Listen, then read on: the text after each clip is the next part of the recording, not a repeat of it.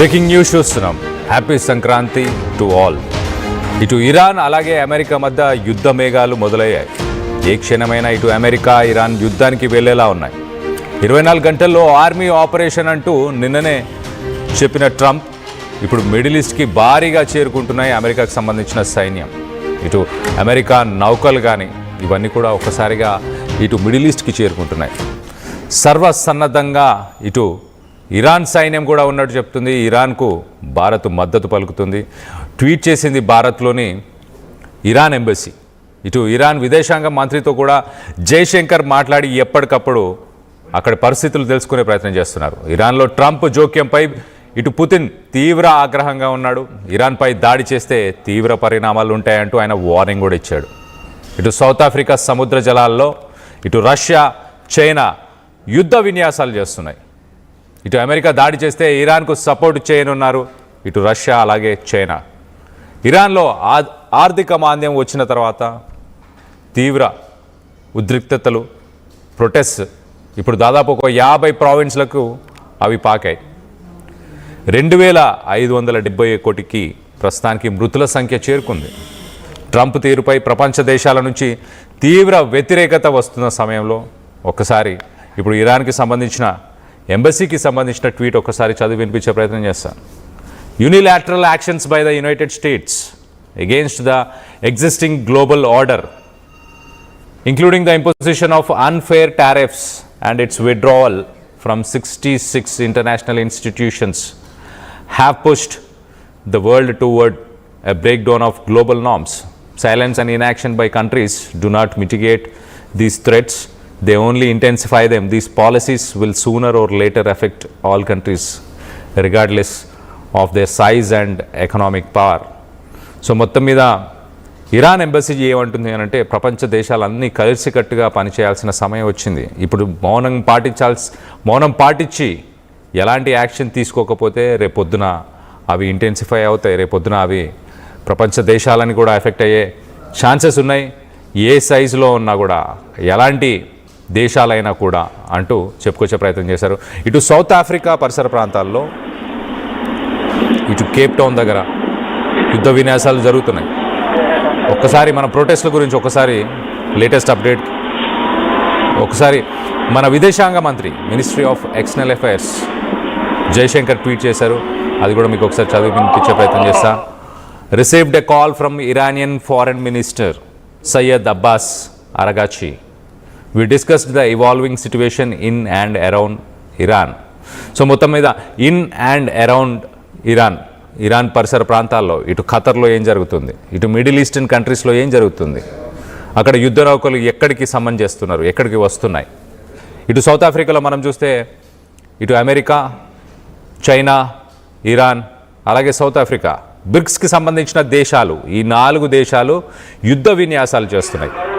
యుద్ధానికి వెళ్లే ముందు ఒక్క మిసైల్ కూడా పేల్చకుండా వాళ్ళ స్ట్రెంగ్త్ని చూపించడానికి యుద్ధ విన్యాసాలు చేస్తారు.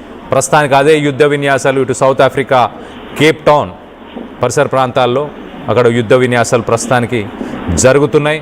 సో యుద్ధానికి వస్తే ఎలా ఉండబోతుందంటూ ముందే రుచి చూపించే ప్రయత్నం అంటూ ఇటు అనలిస్టులు అయితే చెప్తున్నారు. అసలు ఈ వివాదం ఎలా స్టార్ట్ అయింది? 2025 జూన్న అమెరికా అలాగే ఇజ్రాయెల్ ఇరాన్ని అటాక్ చేశాయి. ఇరానీ అటాక్ ఒక 2 వారాల పాటు 12 రోజుల పాటు అటాక్ చేశాయి. ఆ 12 రోజుల పాటు అటాక్ చేసిన తర్వాత ఒక్కసారిగా ఇరాన్ దేశంలో ఫ్యూయల్ ప్రైజెస్ పెరిగిపోయాయి. గతంలో ఉన్న సబ్సిడీస్ తీసేశారు. అలాగే అక్కడ ఇన్ఫ్లేషన్ 60% చేరుకుంది. సో ఒక షాప్ దగ్గర మొదలై కొన్ని యూనివర్సిటీస్కి సంబంధించిన విద్యార్థులు కూడా కలుసుకొని సో ప్రస్తుతానికి 50 ప్రావిన్స్లకు పైగా ఇరాన్లో ప్రొటెస్ట్ చేస్తున్నారు. కొన్ని కథనాల ప్రకారం చనిపోయిన వారు మృతుల సంఖ్య దాదాపు 2000 నుంచి 6000 మందికి చేరుకున్నట్టు తెలుస్తుంది. ఇంకో పక్కన ఇరాన్ దేశం మొత్తం ఇంటర్నెట్ బ్లాక్అవుట్ చేశారు. కానీ ఇటు ఇలాన్ మస్క్ సంబంధించిన స్టార్లింక్ ప్రస్తుతానికి ఇంటర్నెట్ ఫ్రీగా ప్రొవైడ్ చేస్తుంది ఇరాన్లో ఉన్న ప్రజలందరికీ. ఇటు స్టార్లింక్కి సంబంధించిన వైఫైలు ఆల్మోస్ట్ ఇరాన్లో 50,000కు పైగానే ఉన్నాయి. సో దానివల్ల ఈ ప్రొటెస్ట్ చేస్తున్న వాళ్ళంతా కమ్యూనికేట్ చేస్తున్నారు బయట ప్రపంచంతో. సో ఇటు ట్రంప్ మాత్రం ప్రొటెస్టర్ల మీద అరాచకాలు జరుగుతున్నాయి, వాటిని ఆపాలంటూ చెప్పుకొచ్చే ప్రయత్నం చేశాడు. అలాగే మీకు నేనున్నాను, మీరు నిరసనలని కొనసాగించండి, మీకు నేనున్నాను అంటూ ఇటు ట్రంప్ చెప్పుకొచ్చే ప్రయత్నం చేశాడు. అలాగే help is on the way అంటూ చెప్పుకునే ప్రయత్నం చేశాడు. ఇప్పుడు రష్యా, చైనా, అలాగే ఇండియా, అలాగే సౌత్ ఆఫ్రికా, ఇవన్నీ బ్రిక్స్ దేశాలు. ఈవెన్ సౌత్ ఆఫ్రికా మీద కూడా ట్రంప్ శాంక్షన్స్ విధించాడు. రష్యా మీద ట్రంప్ శాంక్షన్స్ విధించాడు. చైనా మీద కూడా ట్రంప్ శాంక్షన్స్ విధించాడు.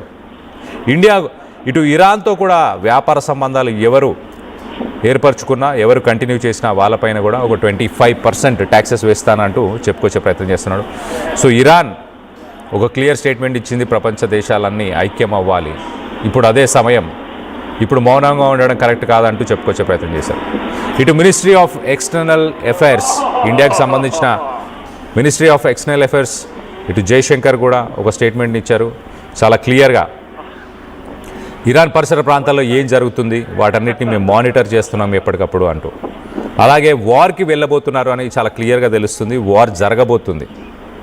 ఇటు అమెరికా ఫస్ట్ మిసైల్ పేల్చే ప్రయత్నం చేస్తుందా, లేకపోతే బ్రిక్స్ దేశాలు మొదటగా ఇప్పుడు ఎక్సర్సైజెస్ చేస్తున్నాయి ఇటు సౌత్ ఆఫ్రికాలో, మొదటగా వీళ్ళు అటాక్ చేస్తారా అమెరికన్ బేసెస్ని. సో మొత్తానికైతే దీని మీద హై టెన్షన్ వాతావరణం నెలకొంది.